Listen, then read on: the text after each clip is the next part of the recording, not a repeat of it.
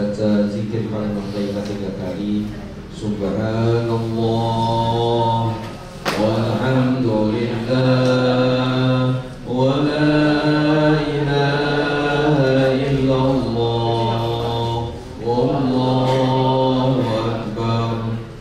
Subhanallah walhamdulillah wa la ilaha illallah wallahu akbar. Subhanallah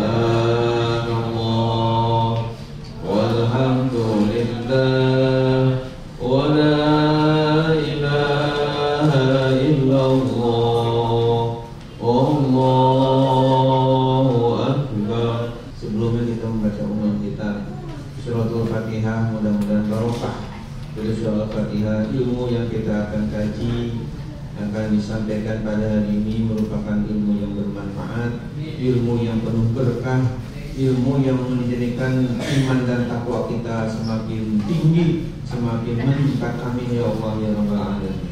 Dan saudara-saudara kita yang ada di Palestina dan juga ada tempat yang lain yang sedang menderita, kita doakan dengan sabar dan mudah-mudahan ada dalam kemenangan. Negeri kita tercinta Indonesia mudah-mudahan dijauhkan dari bala, dari bencana, dari penyakit-penyakit, sehingga menjadi balda thayyibah walaupun ghafur. Di barakahul Quran. Al-Fatihah. Bismillahirrahmanirrahim. Alhamdulillahirabbil alamin arrahmanir rahim maliki yaumiddin. Iyyaka na'budu wa iyyaka nasta'in ihdinas siratal mustaqim siratal ladzina an'amta 'alaihim ghairil maghdubi 'alaihim waladdallin. Amin ya Allah ya Rabbal Alamin. Hadirin hadirat yang dimuliakan Allah, juga Bapak Juanda yang di MC, pada kajian duha ya hari ini saya mengambil tema dengan 4 doa berharga dalam satu hadis yang mulia.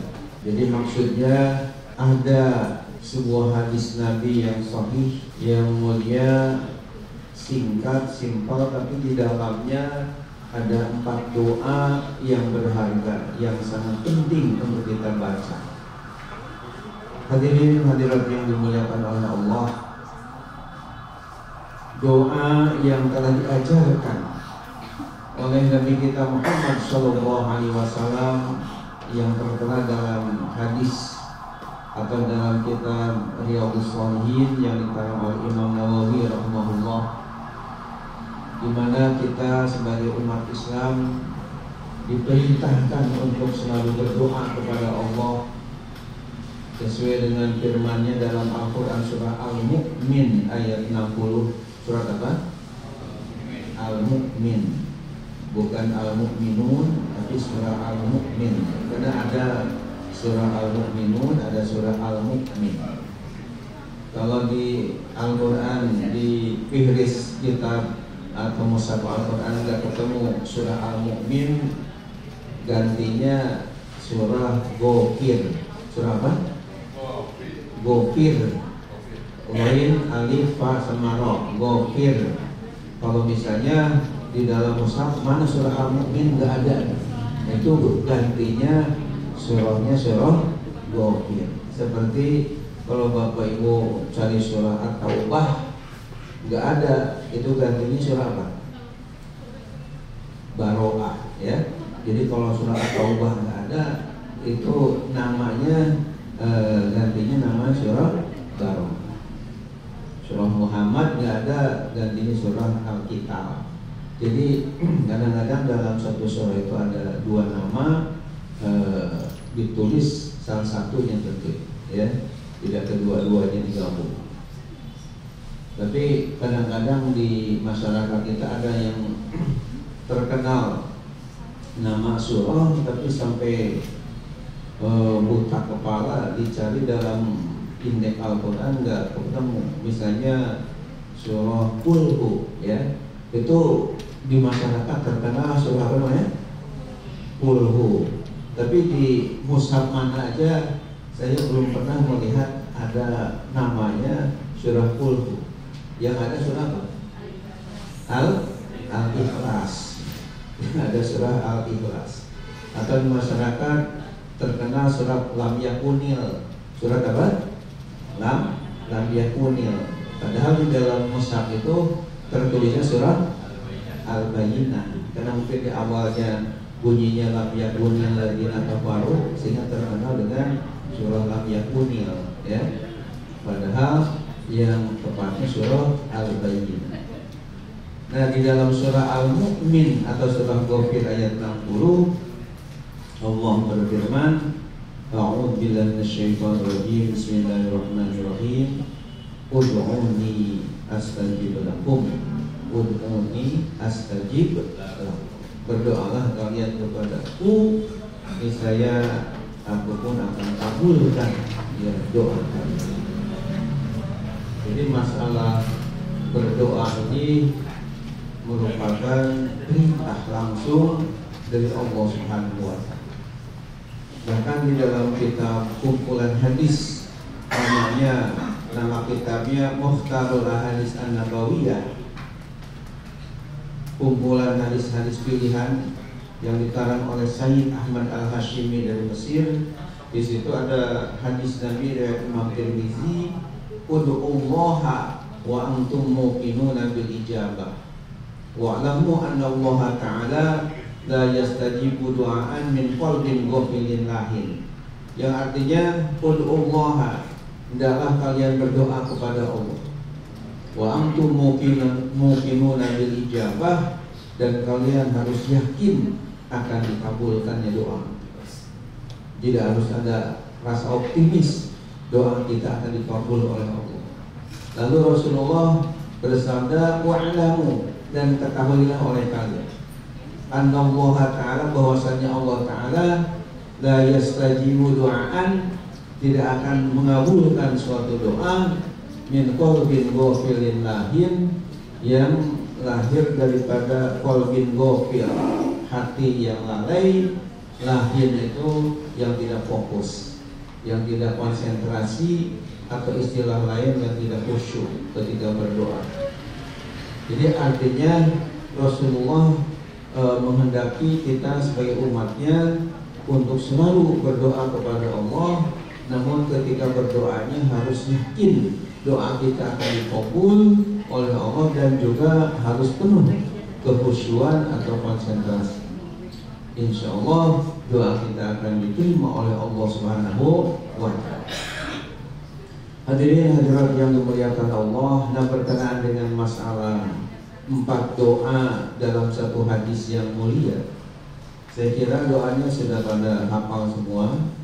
Namun kadang-kadang yang namanya manusia suka ada lupa, ya, suka lupa lagi, sehingga perlu diingatkan. Sehingga Allah Subhanahu wa Ta'ala dalam Al-Qur'an surah Az-Zariyat ayat 55, surat apa? Az-Zariyat namanya, surah ayatnya berapa? 55, telah berfirman, wa dzakir fa innal dzikra tanfa'ul mu'minin.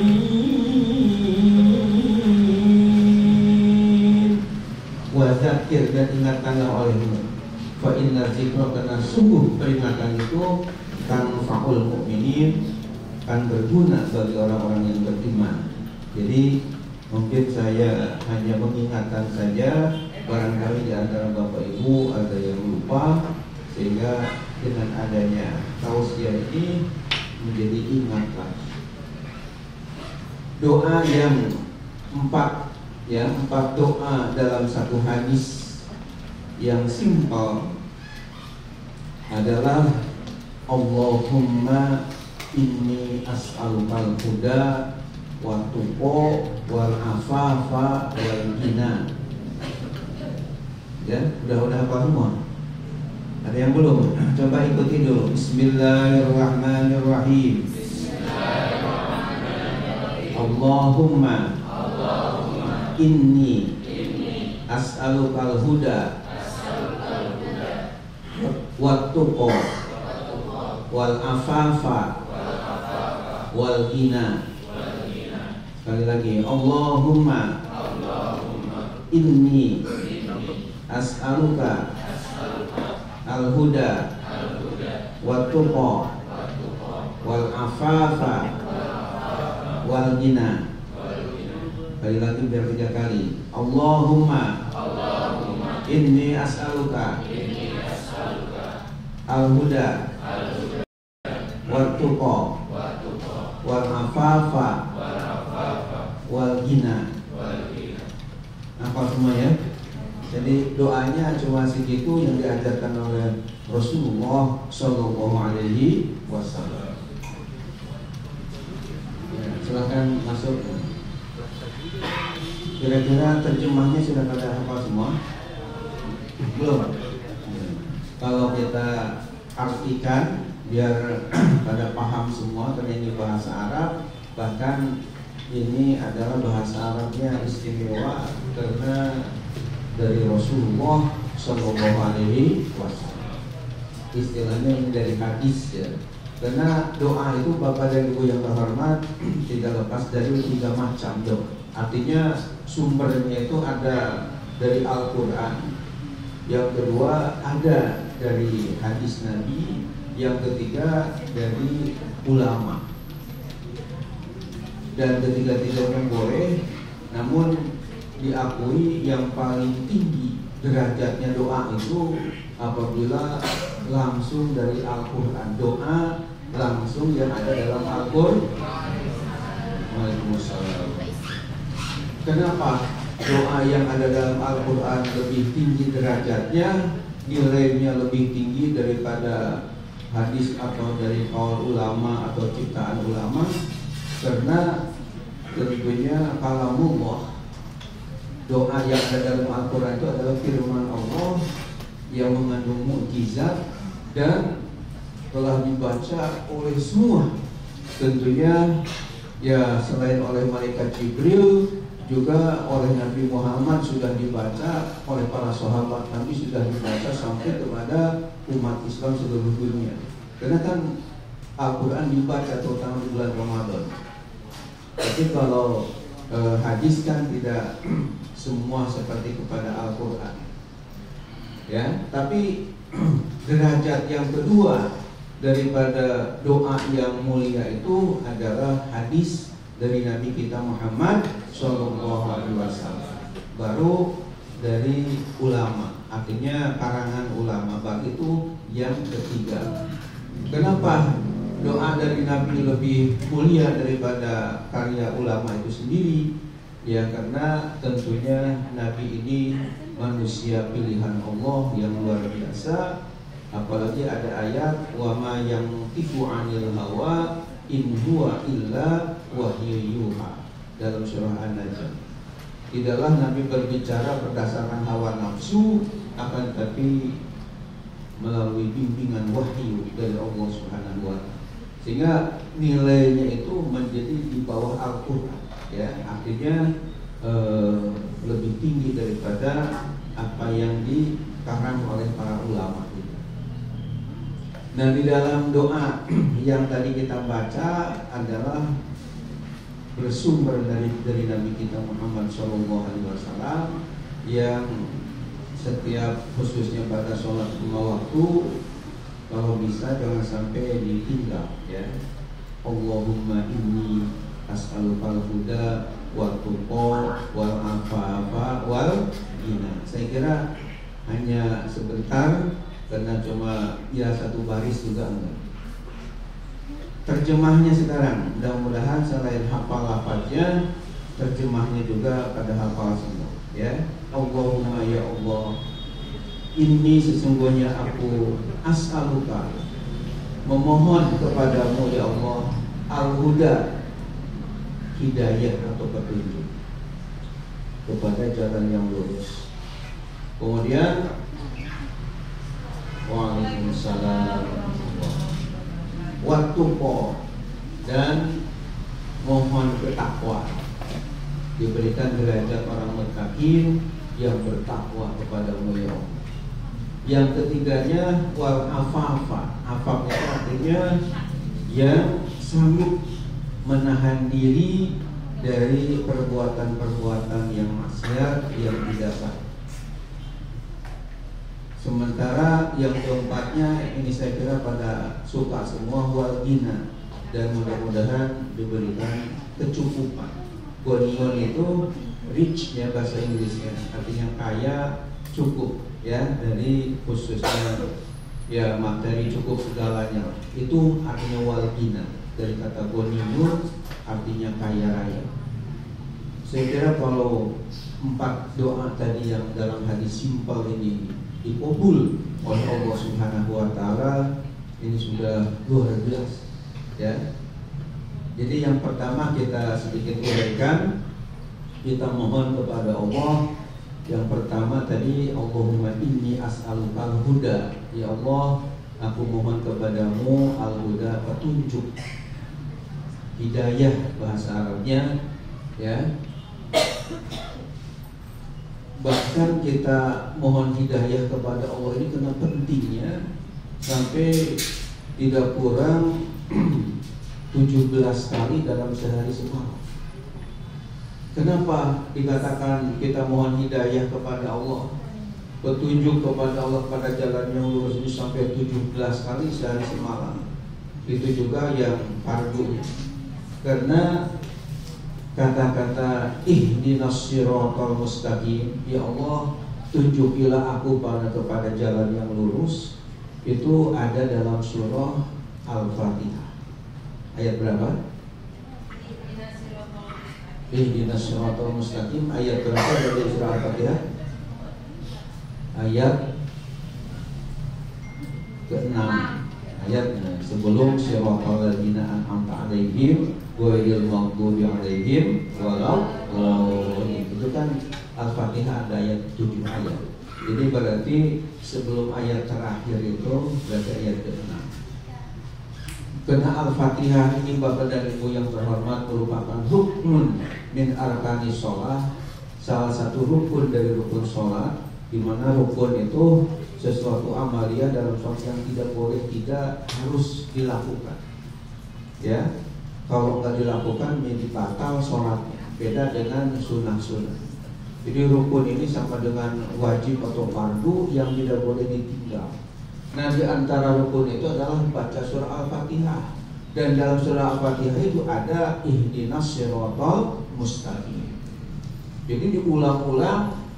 Kenapa dikatakan 17 kali? Karena kan sholat 5 waktu ini rakaatnya jumlahnya berapa? 17. Karena zuhur 4, asar 4, maghrib 3, isya 4, subuh 2. Kalau dijumlahkan 17 rakaat. Setiap rakaat dibaca surah Al-Fatihah.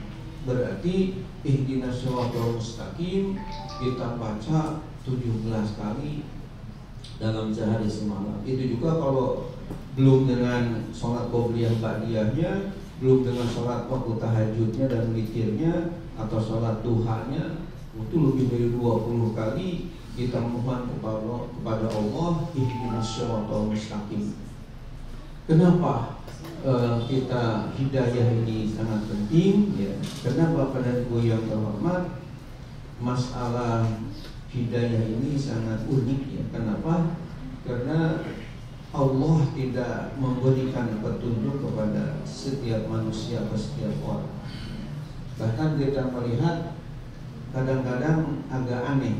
Anehnya Abu Jahal, Abu Lahab yang katakanlah masih saudaranya dengan Nabi kita Muhammad SAW, si pamannya yang sehari-hari bertemu dengan Nabi, bahkan dari kecil ya, mereka melihat Nabi Muhammad itu tidak pernah bohong, tidak pernah berakhlak yang negatif, dan selalu jujur, sehingga mereka sepakat menggelari kepada Nabi Muhammad dengan Al-Amin, orang yang sangat dipercaya.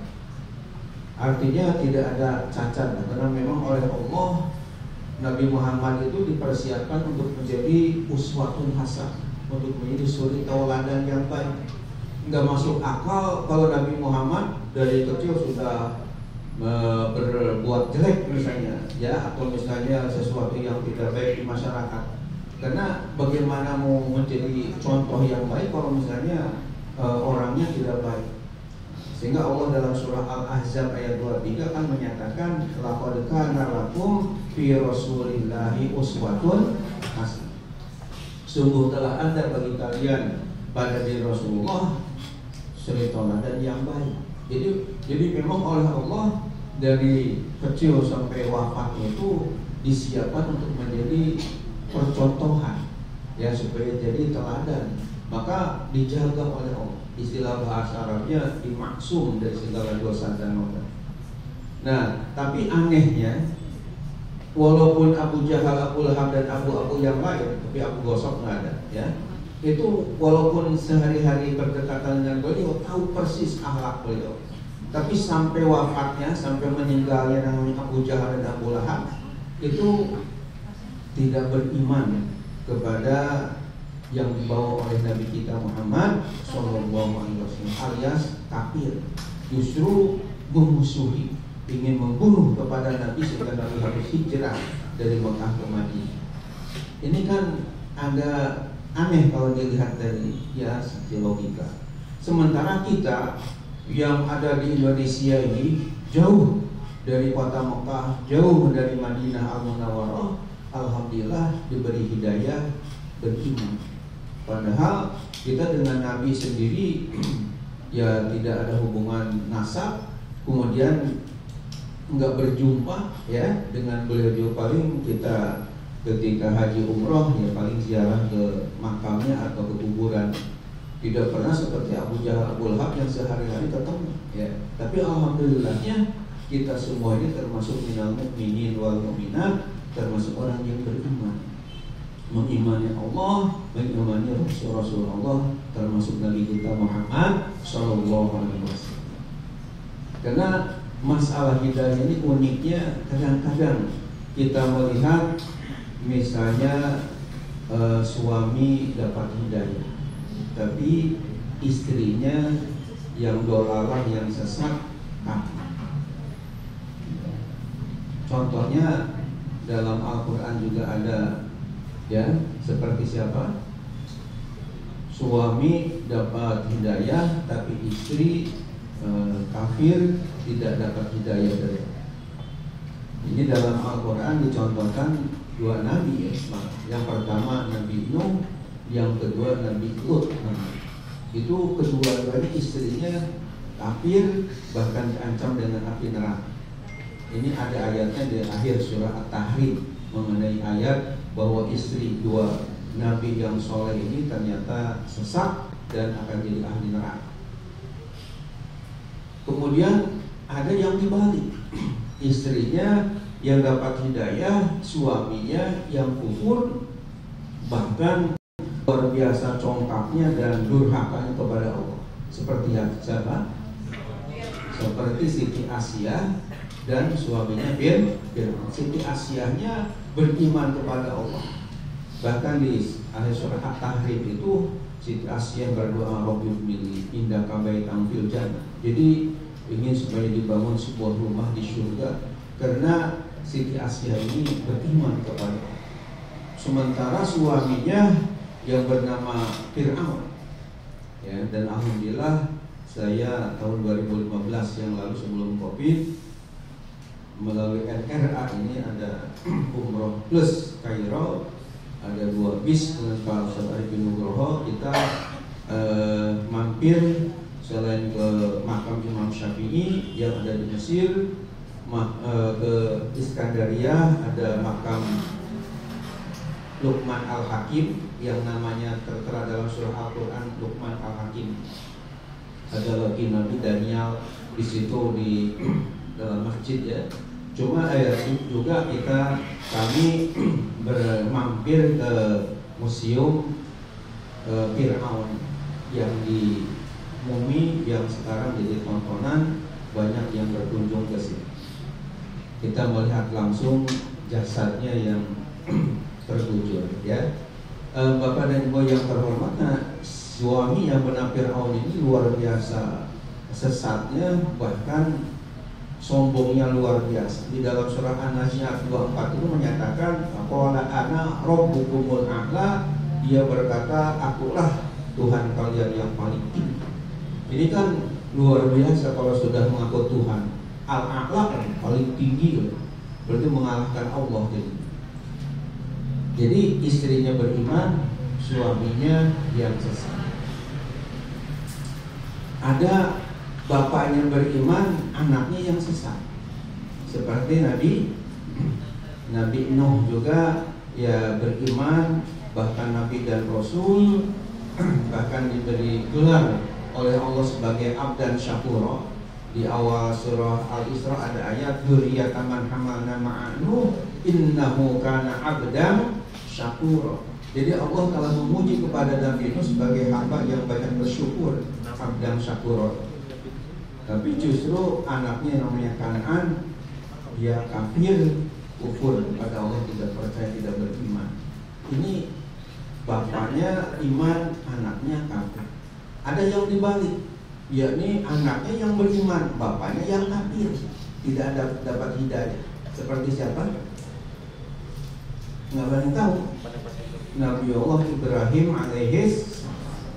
Nabi Ibrahim ini kan seorang nabi dan rasul, bahkan diberi gelar dengan Abul Anbiya, Father of Prophets, yakni bapaknya para nabi dan rasul.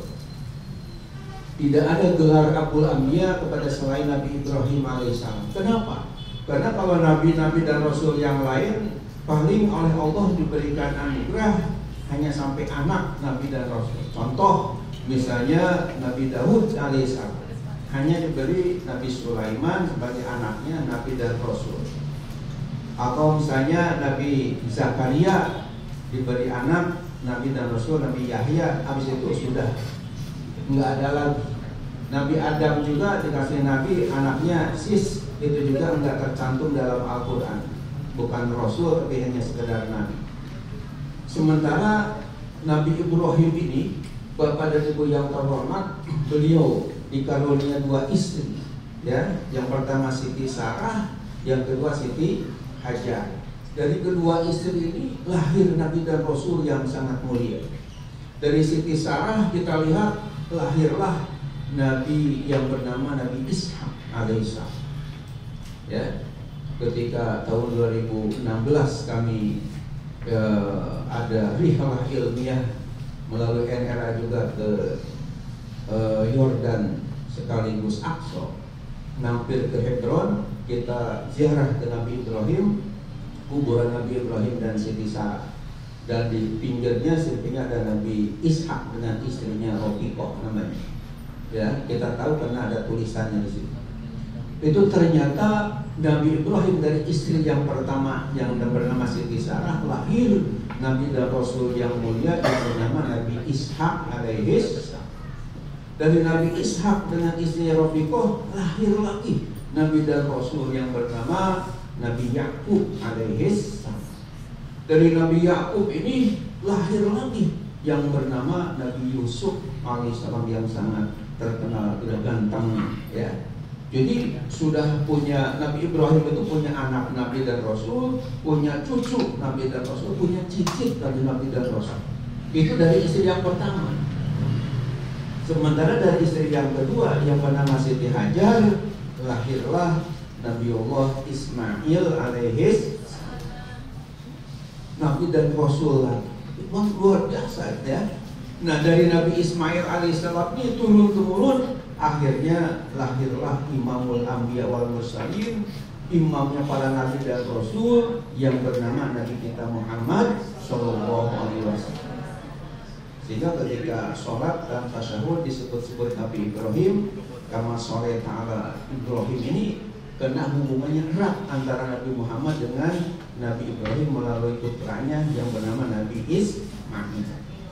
Jadi Nabi Ibrahim ini seorang nabi yang sangat mulia, punya ya keturunan para nabi dan rasul, tapi bapaknya ternyata nggak beriman. Ya, bapaknya yang bernama Azar, kadang-kadang disebut dengan Tari, itu ternyata penjual berhala di tengah-tengah masyarakat yang musyrik kepada Allah Subhanahu wa Ta'ala. Jadi anaknya menjadi nabi dan rasul dapat hidayah, bapaknya yang tidak. Jadi kebalikan, kalau tadi Nabi Nuh dapat hidayah bahkan nabi dan rasul, anaknya Kan'an yang kafir. Tapi Nabi Ibrahim anaknya yang dapat hidayah, bapaknya yang tidak, ya. Begitu. Nabi Muhammad sebagai keponakan dapat hidayah, pamannya Abu Jahal enggak dapat. Jadi masalah hidayah ini jadi unik sekali karena Allah Subhanahu wa taala yang mengatur, innaka la tahdi man ahbabta walakinallaha yahdi may yasha. Wa huwa a'lamu bil muhtadin.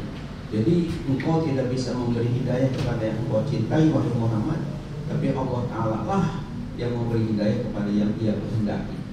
Allah mengetahui mana yang pantas untuk mendapat hidayah dari Allah. Maka supaya hidayah dari Allah Ta'ala ini kita terus mantap, tidak istilahnya luntur lagi. So bisa jadi hidayah yang Allah berikan kepada kita bisa menjadi luntur. Ya contohnya, buktinya mungkin pernah dengar ada yang namanya Saifuddin Ibrahim dari Lombok itu, dari NTB ya. Dia belajar di sekolah Muhammadiyah, kemudian dia pernah ngajar di Az-Zaitun, ngajar kajian agama Islam. Tapi ternyata murtad, menjadi pendeta, bahkan menjelek-jelekan agama Islam dan Nabi Muhammad SAW. Artinya walaupun pernah dapat hidayah, tapi ternyata kan dicabut oleh Allah menjadi sesat, bahkan menjadi musuh Allah Subhanahu wa taala karena kekafiran. Nah, kita juga tentunya terus mohon kepada Allah supaya hidayah ini jangan sampai istilahnya luntur lagi, tetapi mudah-mudahan tambah mantap lagi. Hadirin yang dimuliakan Allah Subhanahu wa taala, ini waktunya sudah habis ya. Jadi mungkin kesimpulannya dari 4 doa tadi, ingat-ingat yang pertama kita selalu mohon hidayah kepada Allah, atau ditetapkan hidayah jangan sampai lepas lagi. Yang kedua, waktu kok mudah-mudahan diberikan terus ketakwaan kepada Allah, yakni sanggup mematuhi perintah-perintahnya dan sanggup menjauhi larangan-larangannya. Ditambah lagi afaf, yakni kita sanggup menjaga diri dari perbuatan-perbuatan yang tidak baik, ya. Afaf sendiri punya arti selektif. Kita bisa milih mana yang baik, mana yang buruk. Yang baiknya kita lakukan, yang buruknya kita hindari. Dan yang terakhir, wal ghina, mudah-mudahan diberikan kecukupan, ya. Walaupun pas-pasan gak apa-apa, yang penting ketika mau beli rumah uangnya pas ada, ketika mau beli mobil uangnya pas ada, mau ke Mekah juga uangnya pas. Pokoknya walaupun pas-pasan, tapi alhamdulillah ada terus rezeki dari Allah Subhanahu wa taala. Din berkat doa dan usaha kita. Ya, karena antara doa dan usaha ikhtiar ini jangan sampai tentunya pudar, harus sama-sama semangat. Ada ungkapan dalam pepatah itu, man kasaba wa taraka doa bahwa tughyan, wa man da'a wa tarakal kasba bahwa kaslan. Artinya man kasaba, barang siapa yang kasab usaha, wa taraka doa namun meninggalkan berdoa, bahwa tughyan maka dia adalah orang sombong, congkak. Ya, tughyan toko itu artinya orang yang ya congkak atau arogan, seolah-olah dia nggak perlu Allah. Kalau misalnya kita hanya usaha aja keras, sementara nggak berdoa, nggak mohon kepada Allah, itu sepertinya orang yang sombong, seolah-olah nggak perlu Allah lagi. Makanya tughyan. Tapi sebaliknya kata ulama, wa man da'a wa tarakal kasba bahwa kaslan. Barang siapa yang rajin berdoa terus kepada Allah, tapi meninggalkan kasab, nggak mau usaha, bahwa kaslan maka dia pemalas. Ya, orang pemalas. Kalau cuma berdoa terus, usahanya enggak. Nah, yang bagus itu kedua-duanya. Kita berdoa terus, usaha juga terus. Bahkan sebelum misalnya kita berangkat kerja ini harusnya berdoa dulu kepada Allah Subhanahu wa taala. Ya. Misalnya, ya Allah, saya hari ini akan berangkat bekerja, mudah-mudahan saya diberikan kesehatan, mudah-mudahan saya diberikan keselamatan di jalan, dan mudah-mudahan usaha saya penuh keberkahan dari Allah, sehingga rezeki saya tambah berkah. Jadi sebelum kita berangkat kerja, jangan lupa untuk memohon kepada Allah, karena Allah lah yang ngatur rezeki kita, sehingga mudah-mudahan rezeki kita oleh Allah selalu diberkahkan. Dan saya berdoa mudah-mudahan karyawan-karyawan di NRA ini dari tahun ke tahun tambah berkah, sehingga gajinya pada besar-besar semua. Karena waktunya baru habis, demikian mudah-mudahan dikabul doa kita semua.